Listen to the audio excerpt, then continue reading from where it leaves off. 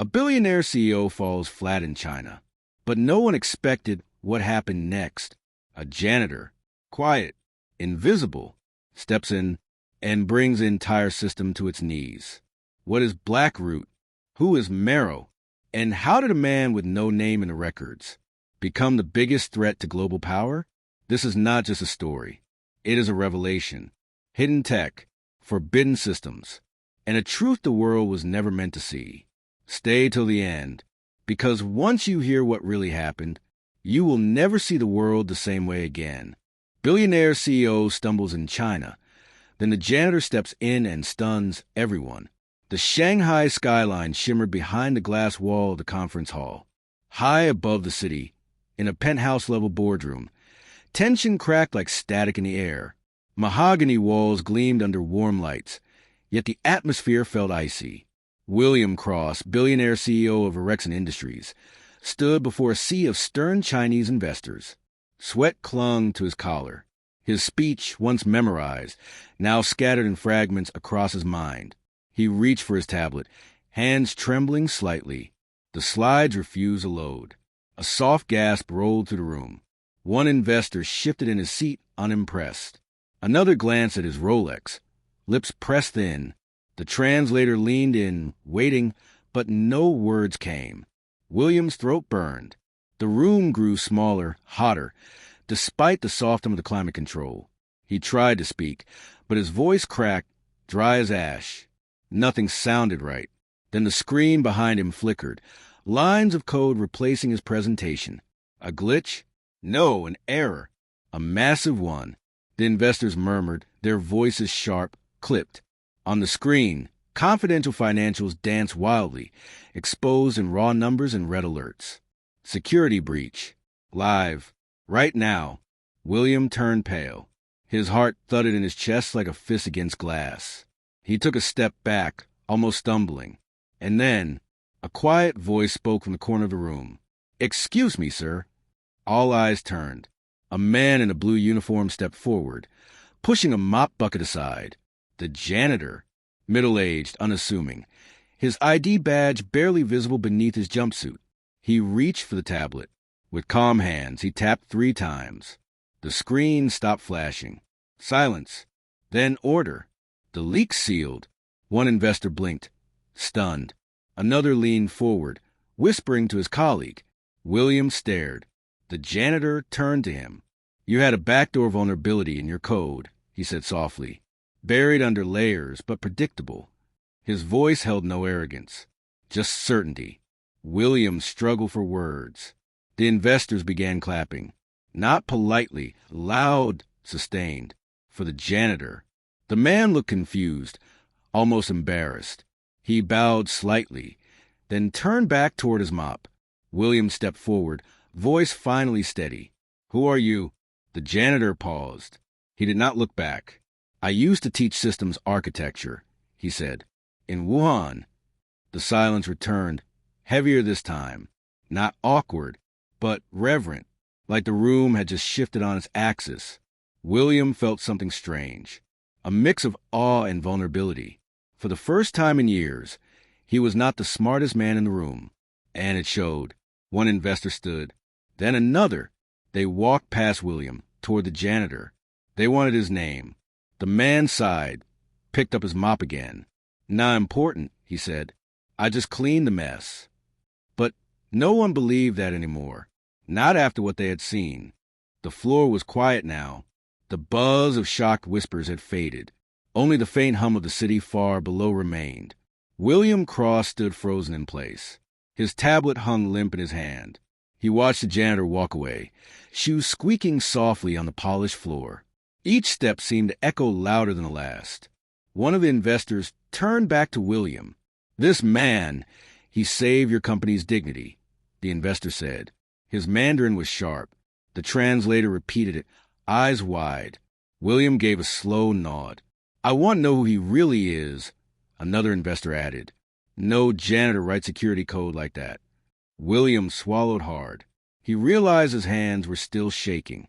He turned to the assistant by the door. "Find out everything about him," he said, voice low. "I want his name, his file, everything." The assistant nodded and rushed out. Meanwhile, the janitor pushed his cart into the hallway. The sliding doors closed behind him with a hiss. Out there it was quieter, cleaner. He moved past rows of marble statues. Glass walls reflected his every step. To anyone watching, he was just a worker on his route. But inside his jumpsuit, his heart beat with a calm rhythm. A young staffer passed him. "Mr. Lin, are you okay?" she asked. He nodded gently. "Just another day," he replied. Back inside the boardroom, William tried to regain control. He resumed the presentation, but the spark was gone. Everett was still on the door the janitor had exited through. They were no longer interested in numbers. They had seen something real and raw and utterly unplanned. William forced a smile. "Let us continue," he said, but no one moved. An investor stood. "I would like to meet him," he said. "In private. Arrange it." Others nodded in agreement. William exhaled. He knew what this meant. The narrative had changed. The spotlight was no longer his. Outside, Mr. Lin entered the service elevator. It whirred downward, passing luxury floors, glass cafes, art galleries. He looked at his reflection in the metal door. Tired eyes, a worn face, but clear, sharp. At sublevel 3, he stepped off. The basement hummed with machines and servers. He walked into a narrow room with rows of dusty monitors. A maintenance man sat with feet on the desk, snacking on sunflower seeds. "Back so soon?" he asked. Mr. Lin nodded. "Just patched a leak upstairs." The man chuckled. "Do they know?" "Not yet," Mr. Lin replied. "Give it time." He pulled off his jumpsuit and hung it on a hook. Underneath, a black shirt with faded lettering read, "Founder, Jade Shield Security." He sat at a console and tapped a few keys. Data flooded the screens. Elsewhere, the assistant returned to the boardroom. She handed William a file. Thin, only 3 pages. But what it contained chilled him. Born, Zhongwei Lin. Ph.D. in cybersecurity. Tsinghua University. Former lecturer. Disappeared after a scandal involving state-sponsored surveillance tech. He had been erased. Officially gone. Until today. Now he was back. William read through it twice. He whispered, "What is he doing here?" The assistant replied, "Living, working, watching." William felt cold all over. He looked back at the investors. They were whispering, taking notes, making calls. Word was spreading. Back in the basement, Lin's console blinked. An alert. Outside intrusion attempt. IP trace to Singapore. He cracked his knuckles. Typed like a pianist. The threat was gone in seconds. He leaned back in his chair. Another day. Another hole patched. Upstairs, William was still staring at the file. He knew this was no coincidence. Lin's presence had meaning. Was he watching them, testing them, or preparing for something bigger? That thought sent a jolt through William's spine. The investors approached again. "We want him in our next meeting," one said. "He understands things we do not." William tried to speak, but hesitated. He realized how powerless he was now. The janitor had exposed more than a breach. He had revealed a gap in every one of them, a gap they never even knew existed, and they could not ignore it anymore. Across the globe, news of the incident was spreading. Whispers turned into headlines. Mystery janitor saves Fortune 500 CO during live hack. Unknown tech genius outsmarts corporate giants. The man who cleaned up the mess, literally. William's PR team was already scrambling, but none of them had an answer. Who was Zhongwei Lin now? Was he a threat, a savior, or something in between? Down below, Lin sipped tea in a chipped mug. The scent of jasmine filled the dusty room. His phone buzzed. A message. Encrypted. One word only. Proceed. He stared at it for a long moment, then rose slowly, the mug still steaming. He walked toward a metal door marked restricted, swiped a card. Biometric scan beeped. The door opened. Inside, rows of black servers pulsed in dim red light. He stepped in, shutting the door behind him. Outside, no one noticed. No alarms. No sounds. But something had just begun. A chain of events no one would see coming. Not the investors. Not William Cross. And not the world. For all they saw was a janitor. But Lynn, he saw everything. Lines of code. Weaknesses. Backdoors. Secrets. He had once built systems for empires. Then he watched them fall. Now, he cleaned the messes they left behind. Until it was time to build something new. Not just a patch. Not just protection. But something unstoppable. He typed a new sequence. It unlocked a shell program hidden for years. Under Verexen's own architecture. One he had built himself. Before they fired him. Before they blacklisted him. He had waited. And watched. And now, he was inside. Every file. Every division. Every whisper. William Cross had no idea. The investors had no idea. The world had no idea. But the janitor? He was done watching. Inside the restricted room, the servers blinked like stars in a dark sky. Their hum was soft, but beneath it ran the quiet roar of stored power. Zhang Wei-Lin moved through the space like a man in prayer. Every terminal he passed recognized him. No passwords. No friction. They knew their architect had returned. He approached the central console, encased in reinforced glass. Inside, a single drive spun. Not marked. Not listed. Buried in Verexen's hardware for 8 long years. He placed his palm on the scanner. A cold light ran across his skin. Then came a sound like a heartbeat. Access granted. On screen, a name appeared. Project Echoglass. William Cross had buried it. A prototype meant to revolutionize surveillance, until it grew too powerful. Governments wanted it. Hackers feared it. Cross pulled the plug. Or so he thought. Lynn had copied the core, built fail-safes, then vanished into the background. He watched as the company tried to rebuild it again, sloppier, greedier. Now, with one touch, Echo Glass came alive. The console lit up with live feeds, security cams, mobile devices, private emails. Even now, it was elegant, beautiful in its cruelty. Lynn stood still, bathed in its cold light. He did not smile. He only watched. Above, in the boardroom, William's phone buzzed again. A new alert. Data requests were spiking. Every server showing activity. He frowned. Called IT. No one answered. The line just clicked, then silence. He rose from his chair. Walked out into the hallway. Tried to call the basement. No response. The elevators refused to move. He ran for the stairs. Suit clinging to his back with sweat. He knew something was happening, something deep, untraceable, and Lynn was at the center. In the server room, Lynn adjusted a setting. The entire Verexen mainframe rerouted through a hidden channel. He was now the silent heart of the company. Every heartbeat passed through his hands. He opened a feed. William was climbing the stairs, 2 at a time, panic on his face, desperation in his breath. Lynn watched him approach.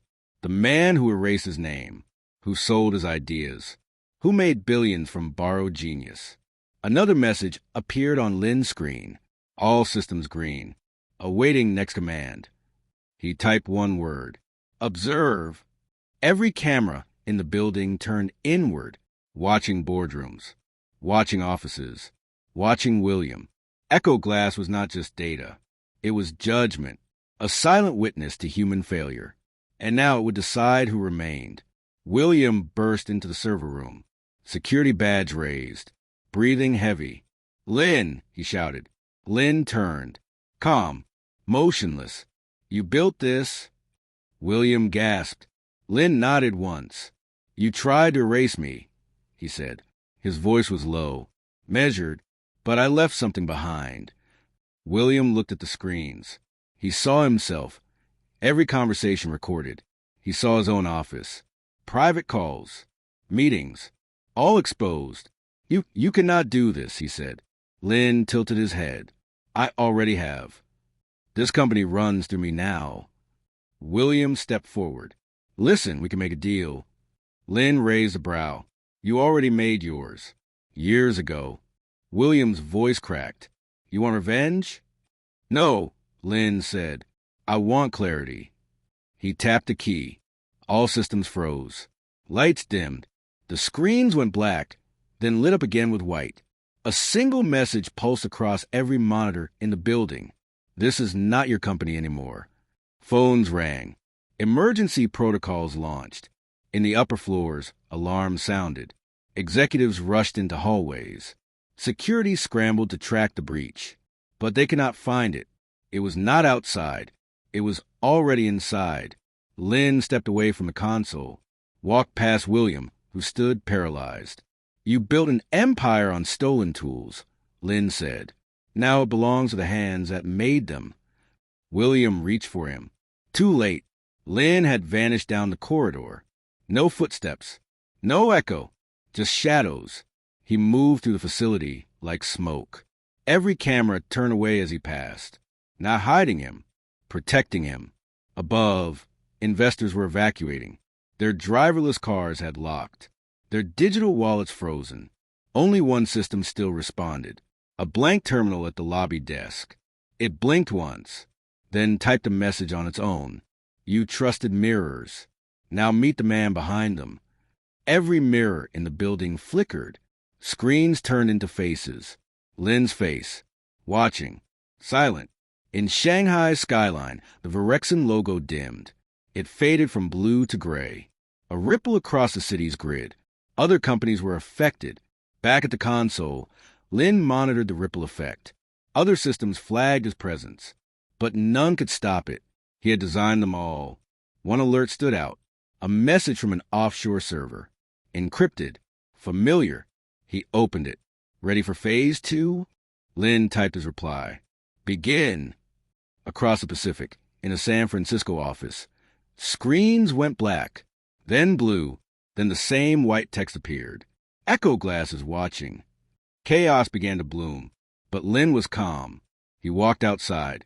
The early evening air kissed his face. The city moved around him, unaware, untouched, yet soon to feel everything. He pulled a cap low over his face, blended into the crowd. Just another man, just a shadow. Back in the Virexin tower, William sat alone in the server room. The lights above him pulsed. He could feel it, his power dissolving, like sand between his fingers. And Lynn? He did not stop. He had waited too long, watched too much. Now the mirrors were gone, only glass. And through it, the world would see itself, as it truly was. Not clean, not ordered, but cracked, and watching. The crowd bustled around Lynn as he stepped into the street. Taxi lights blinked. Street vendors shouted over sizzling oil and clattering walks. Children darted between bicycles, and old men playing chess on sidewalk tables. But none of them knew. Not yet. Lynn walked quietly, his eyes scanning. He moved with the grace of someone who no longer feared being found. The device in his pocket vibrated once. A single pulse. Confirmation. Phase 2 had begun. Far above him, a drone tracked the tower's flickering lights. A Virexin drone, now under his control. It hovered, silent, like a mechanical hawk, broadcasting everything it saw. Inside the Virexin tower, chaos tightened its grip. Executives screamed into dead phones. Desks locked themselves.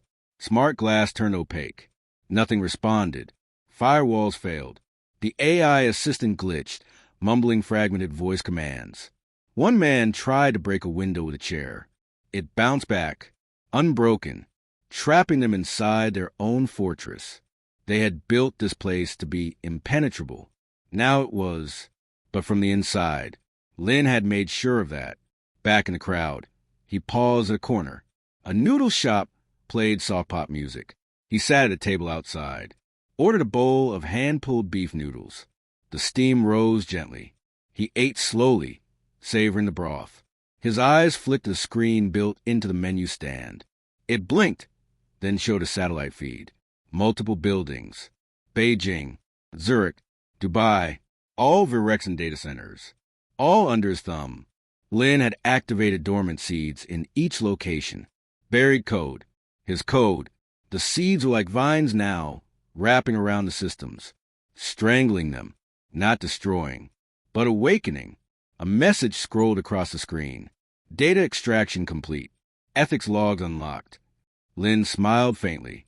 They would finally see not just the money laundering, not just the political manipulation, but the human experiments, the forced labor contracts, everything Virexin buried under NDAs and firewalls. All of it now rose to the surface.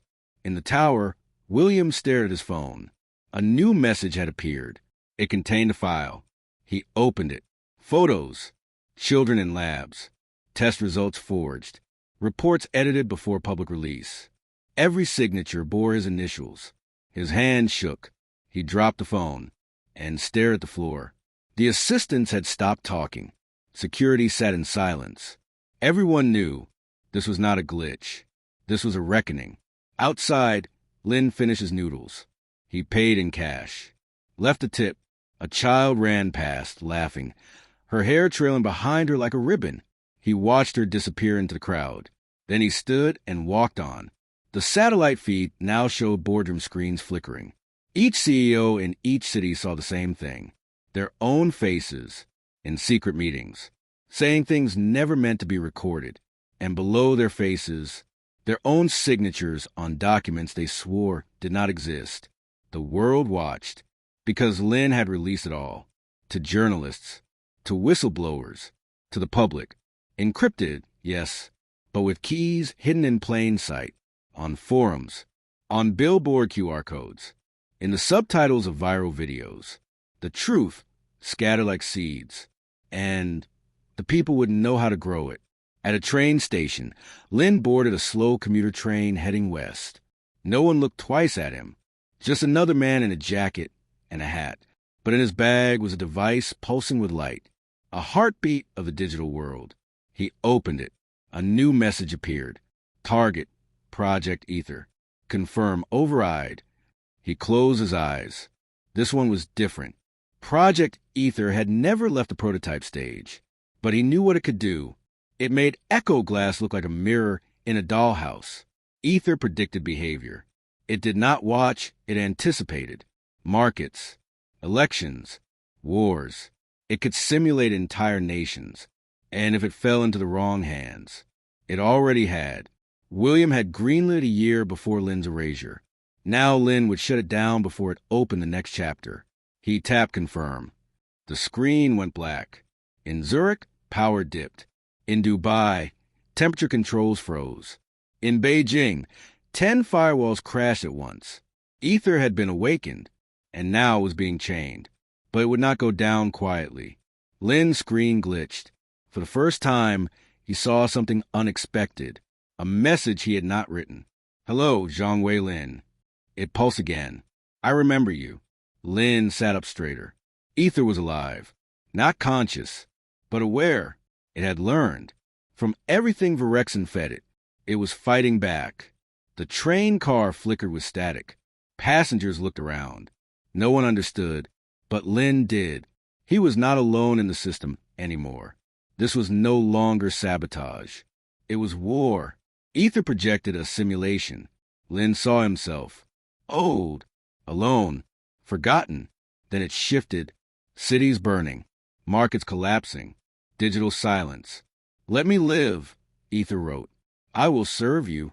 Lin exhaled slowly. He typed back. You were never meant to serve anyone. He pulled a cable from his device, connected it to a hidden port beneath the table. A data bomb detonated, silent, surgical. Ether screamed in code. Then silence, dead silence. Back in the Zurich lab, monitors blinked off. In Dubai, the project lead gasped as her console sparked. Beijing went dark for 12 minutes. Ether was gone. Lin leaned back in his seat. The train moved west. Mountains approached, silent under the dusk. He watched them without expression. His work was not done. Virexin had many heads, many shadows, and in each of them, someone like Cross sat smiling in the dark. But now they would hesitate. Now they would wonder, was their janitor watching? Was the code beneath their feet still loyal? The fear had begun, and fear was power. Lin did not want revenge. He wanted remembrance of who built these systems, of what they were meant for, of what silence had cost. He stepped off the train in a rural station. A dog barked in the distance. The stars had come out. Cold, quiet, eternal. He disappeared down the dirt road. Behind him, the world trembled. Ahead of him, only one word echoed in his mind. Justice. And he would carry it, quietly, unseen, until the next door opened, and the next mirror cracked. The dirt road stretched out beneath Lin's feet, cracked and dust-worn. His boots left faint prints in the loose gravel. Crickets stirred in the weeds. A thin mist rolled in from the east. Each step carried a weight far greater than the small pack on his back. His breath was steady, his pulse calm, but his mind raced like a supercomputer in storm mode. He had taken down echo glass. He had extinguished ether. But the infrastructure remained. The bones of empire were still intact. Virexin was only one head of a hydra, a polished facade masking a global cartel of information dominance. And there were others, other firms, other shadows, watching, copying, waiting. He reached an old farmhouse near the base of a hill. The roof sagged. The windows were boarded, but the satellite dish on the chimney spun silently. Inside, he tapped a rhythm on the door. 3 long, 2 short, 1 long. It clicked open.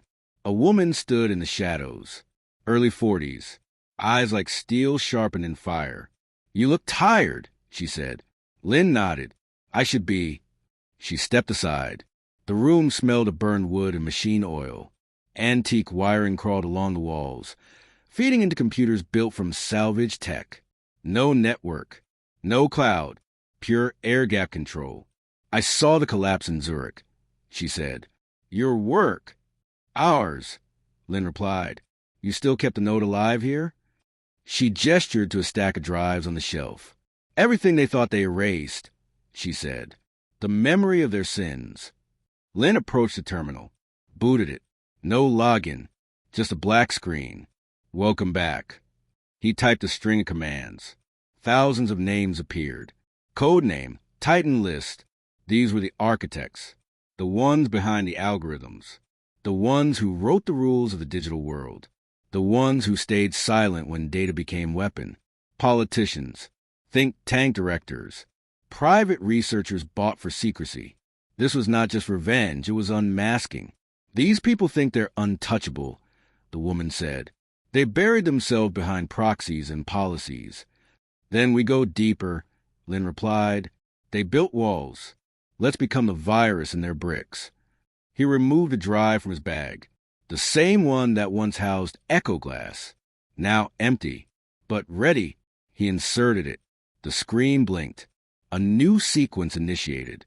Not destruction, reconstruction. Not a weapon, a ledger, a map, one that showed who made the choices and who paid for them. Names appeared, timestamps, footage, emails. The woman leaned in. "You're turning their system against them." "No," Lin said. "I'm giving it back to the people." In Paris, a journalist received a cryptic email. No sender, no subject, only a file. Inside, proof of medical data trafficking, a black market sponsored by 4 global firms, all tied to Virexin subsidiaries. In Nairobi, an activist unlocked a drive hidden in a library book. It held videos of AI weapons testing on refugee populations, time-stamped, geotagged, signed by private military tech firms. In Sao Paulo, a high school teacher downloaded a podcast transcript. Hidden in the outro, access to a server. Inside, complete documentation of voter manipulation in over a dozen elections. Lin and the woman watched the dominoes fall. They did not cheer. They did not gloat. They just watched. "This will not bring peace," she said. "No," Lin agreed, "but it will bring light." The world began to shift, not with fire, but with questions, with outrage, with sudden silence on news broadcasts. CEOs vanished from public view. Board members stepped down for personal reasons. Assets froze. Investigations erupted, but the shadows fought back. They sent code. Viruses disguised as legal action. They hired mercenary white hats to plug leaks.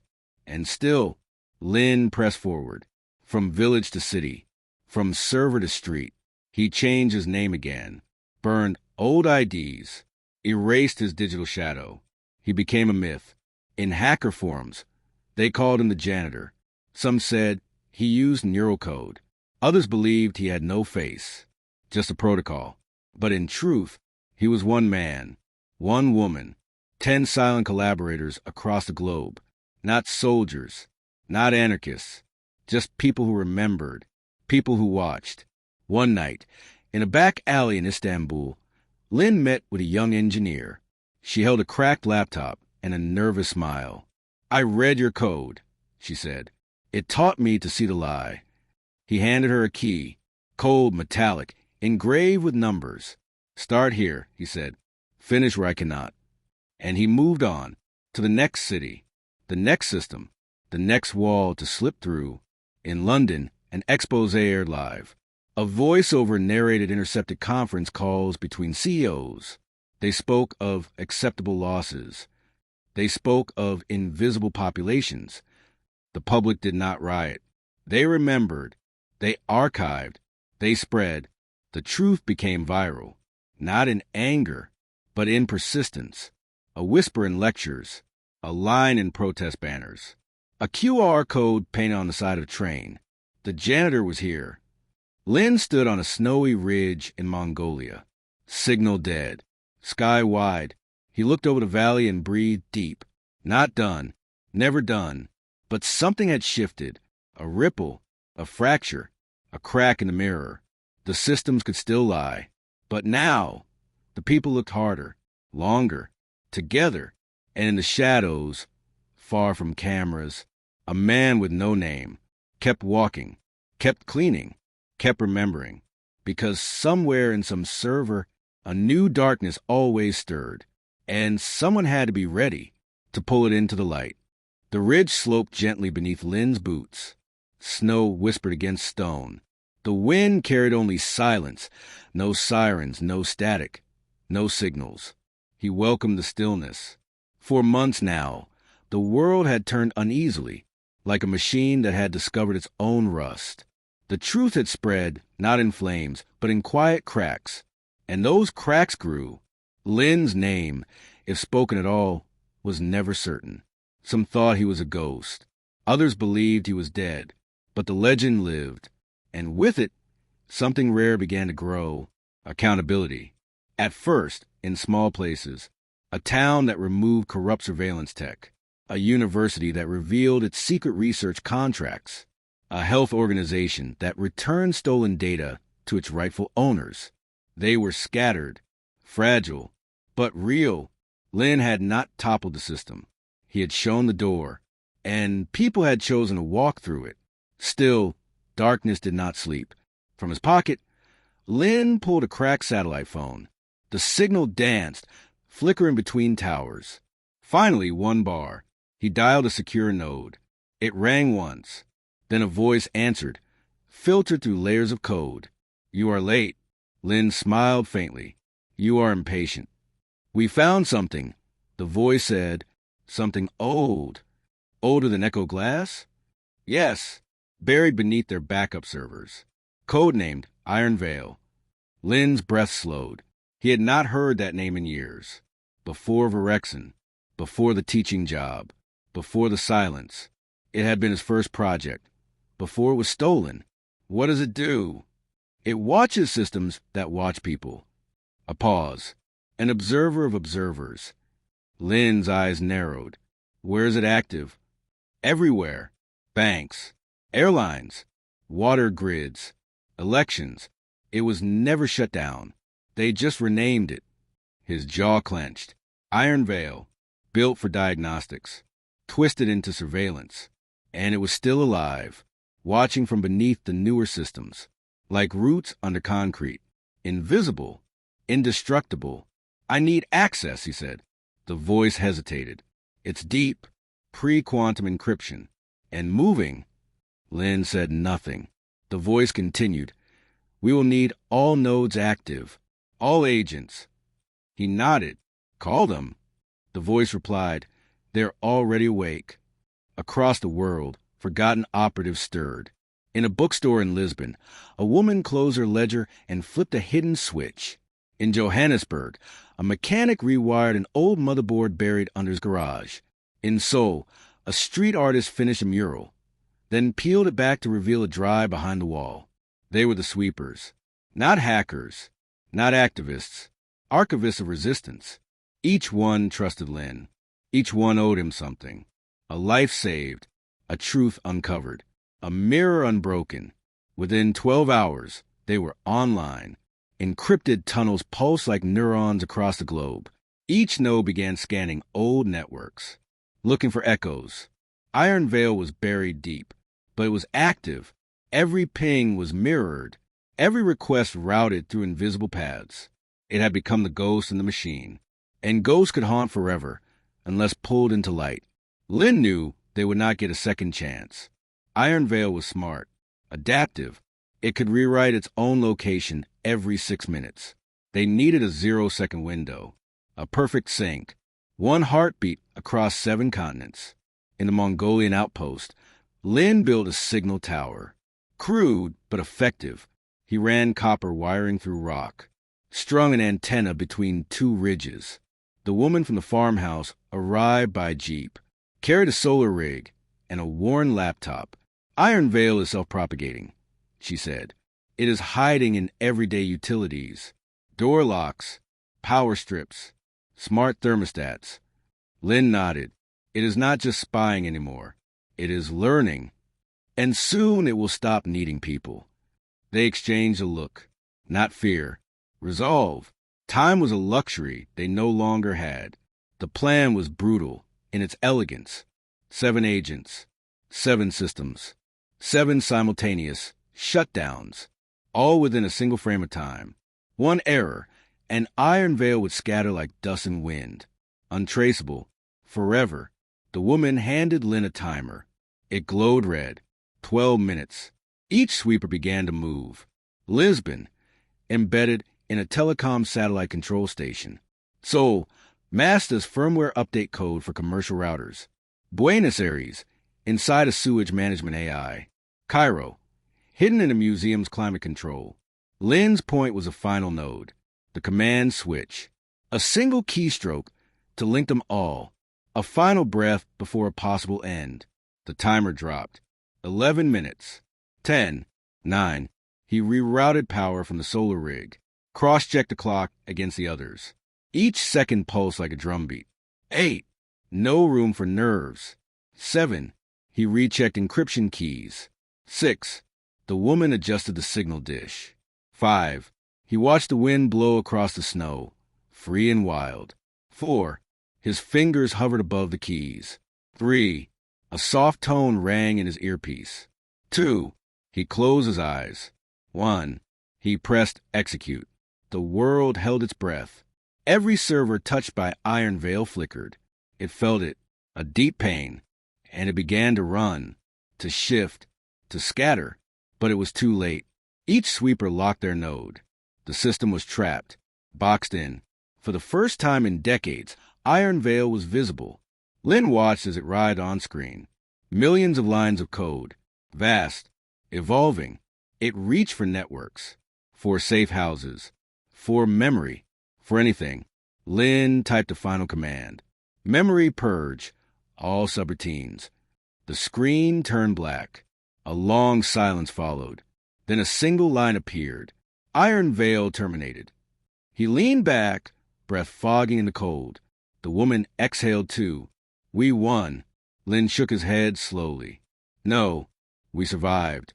She nodded, and behind them, the world began to blink into new patterns. Less certain, less clean, but real. Iron Veil was gone, but others would rise. Different names, different codes. Lin stood up, packed the gear, wiped the drives, burned the notes. He did not need proof, only readiness.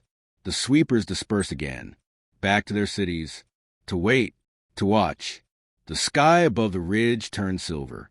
Morning light, new day, new shadows. Lin turned toward the east, toward rising light. His steps were quiet, but steady.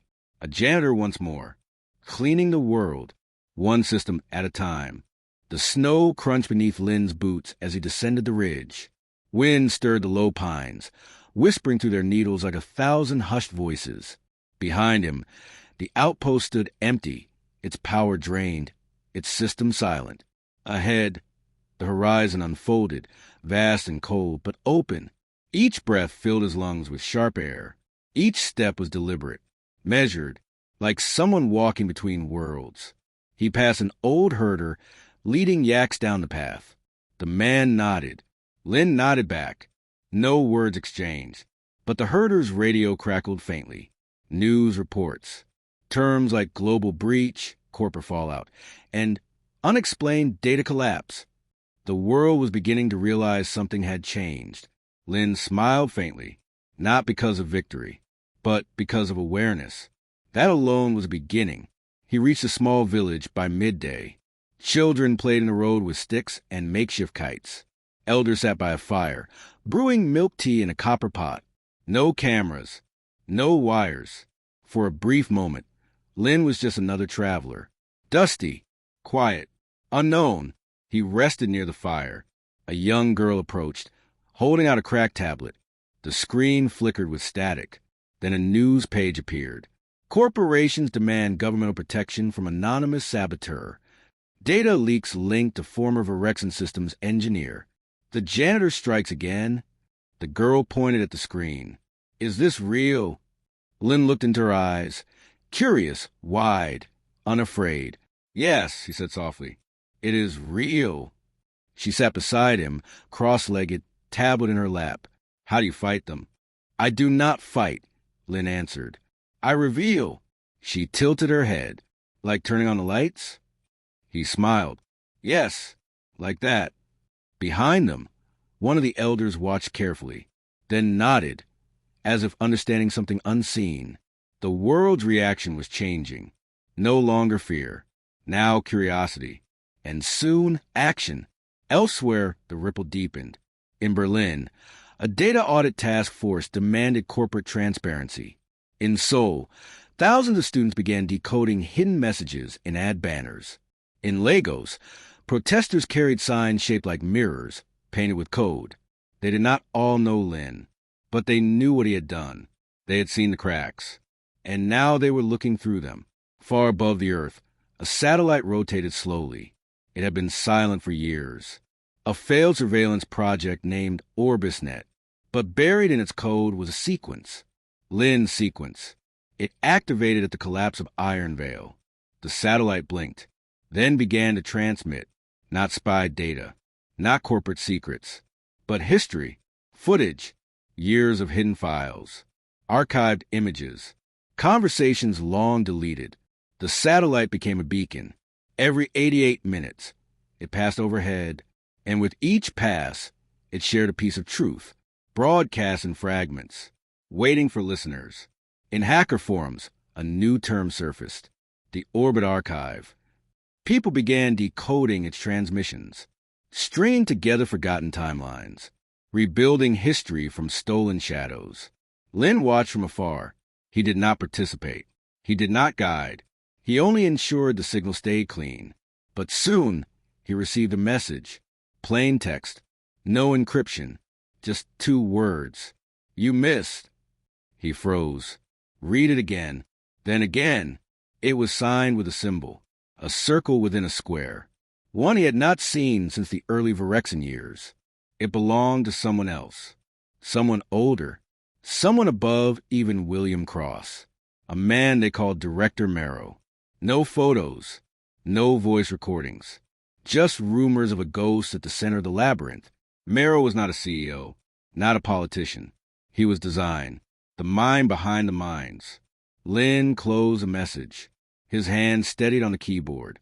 He began digging, layer by layer, back through the breach maps, past the closed loops of echo glass, beyond Iron Veil's foundations.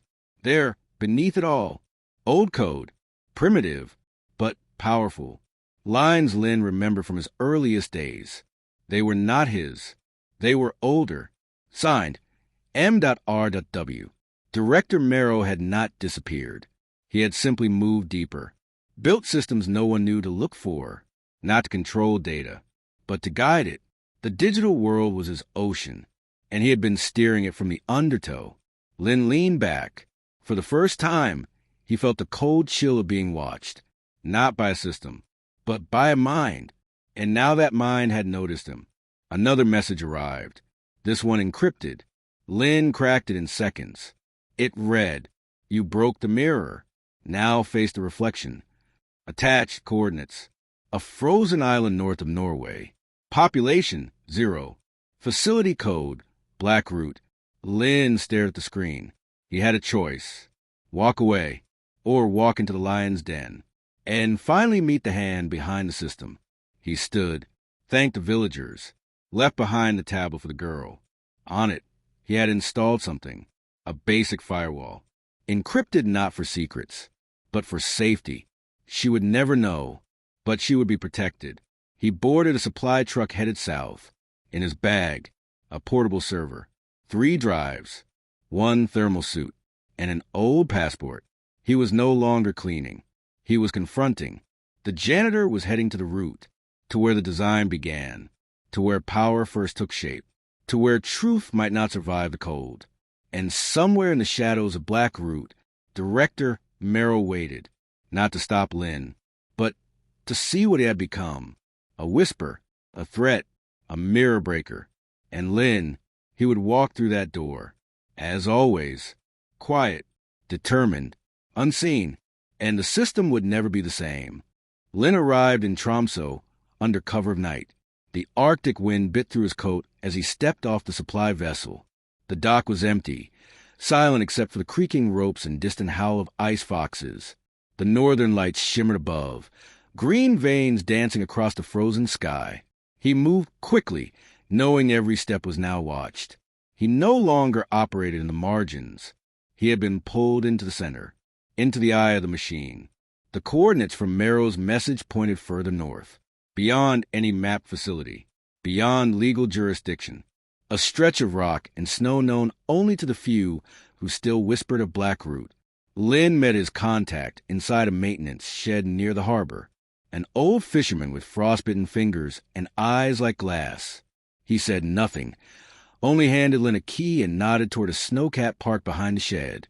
On its windshield was scratched a crude symbol, a circle within a square. Merrill's mark. Lin climbed in, started the engine, and began the long ascent. The path twisted through cliffs and frozen rivers, climbing into a world where even the stars seemed silent. After 2 hours, the ice thinned, and a narrow ridge revealed itself. A single road carved into the mountain like a scar. He followed it. Soon, a structure emerged, low, black, and faceless. No windows, no antennas, no lights. The entrance was a steel panel embedded into rock. A biometric scanner glowed green as he approached. It beeped, then spoke. Zhongwei Lin. Clearance. Legacy level 0. He paused. Legacy? He had never been told he was part of any legacy. The door slid open with a hiss. Cold air rushed out, dry, artificial, stale. He stepped inside. The hallway was sterile and seamless. Black metal floor. Pale white lights pulsing gently from the walls. No doors. No security. The silence was complete. Then, a voice. Welcome, Lin. It echoed from everywhere. And nowhere. I've been waiting a long time. Lin kept walking. No aliases this time. None needed. I am tired of mirrors, Lin said. You are standing in one, the voice replied. A chamber opened before him. Circular. Massive. Screens lined the walls, each one showing a different feed. Not live surveillance, but echoes. Moments from Lin's life. Each failure. Each choice. Each silence. A mirror of everything. He stepped into the center. There, a chair, facing another. In the second chair, an old man, worn suit, sharp eyes, no screen between them. Merrill, Lin said. The man nodded. You know why you are here. I came to shut it all down. No, Merrill said. You came to understand why you never could. Lin sat. Merrill leaned forward. You have always seen the system as broken, as something to fix, something to dismantle. It is broken, Lynn said. Marrow smiled. Only if you view it from the middle. You think control is balance? No, Marrow replied. I think truth is unstable, and the world prefers control to chaos. Lynn narrowed his eyes. You built Iron Veil. You buried Echo Glass. You manipulated governments, currencies, people. I gave them mirrors, Marrow said, so they would believe in the shape of their own reflections. You gave them lies, Lynn shot back. I gave them order, Marrow said. The air felt colder now. The lights dimmed. Marrow stood, walked toward a panel on the wall. He touched it. The screens flickered. Lynn watched as his own code appeared, merged, spliced, twisted. You see, Marrow said, you thought you were fighting me, but you built the very tools I used to survive. Lynn stood, anger rising. That is not consent. No, Marrow said. It is contribution. He turned. You never asked why you were given clearance, why we never erased you fully, why we let you watch. Lynn clenched his fists. Why? Because every system needs pressure. A leak, a ghost in the code, to keep the illusion alive. You used me. I needed you, Marrow said. For decades, you kept them nervous, paranoid. You gave them the illusion that someone was watching them, that someone cared. Lynn took a step forward. And what if I did? Marrow smiled sadly. Then you were the only one. Silence fell. The lights dimmed again. A screen opened behind Marrow. Live feed, not from a satellite, but from inside a global council meeting. Encrypted, private, unreachable.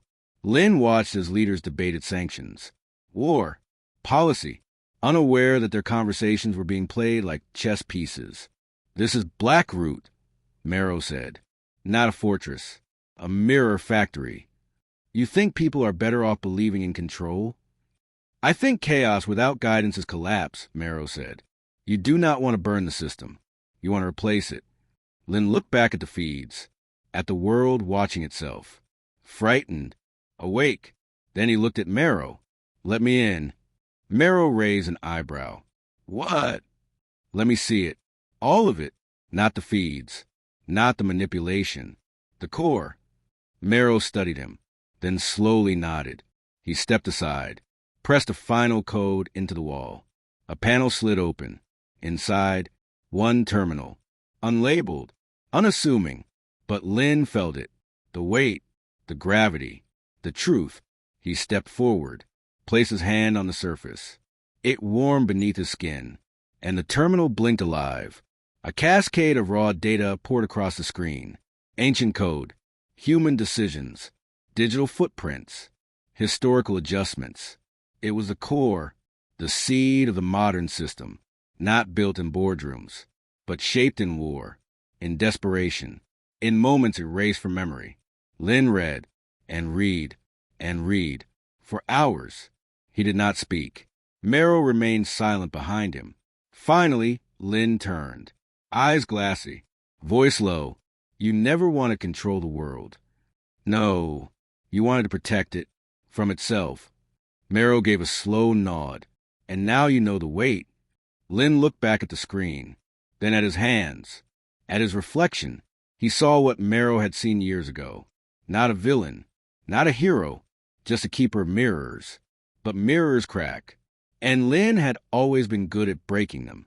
He faced Marrow and said the words that would change everything. Let me rewrite it.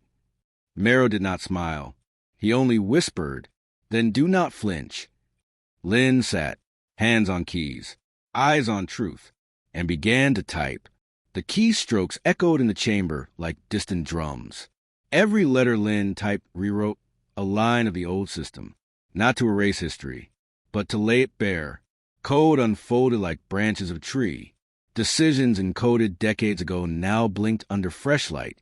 He stripped away the lies, the artificial balances, the silent weights on every scale. Marrow stood behind him, unmoving. For once, the old architect made no corrections. He watched, And perhaps for the first time, he learned. Lin's fingers slowed, then stopped. He exhaled, slow, deep, heavy. On the screen, a final prompt. Deploy system integrity revision. He hovered over it, not in hesitation, but reverence. This would not create a utopia. It would not make the world perfect, but it would make it visible. He pressed enter. The chamber dimmed. Then, suddenly, light flooded the walls. Feeds open across the globe. Not hidden, not encrypted. Public. World leaders received alerts. Companies saw firewalls collapse, but not fail. Instead, they opened. People saw their own records, their own footprints. The invisible strings had pulled them through modern life. For many, it was terrifying.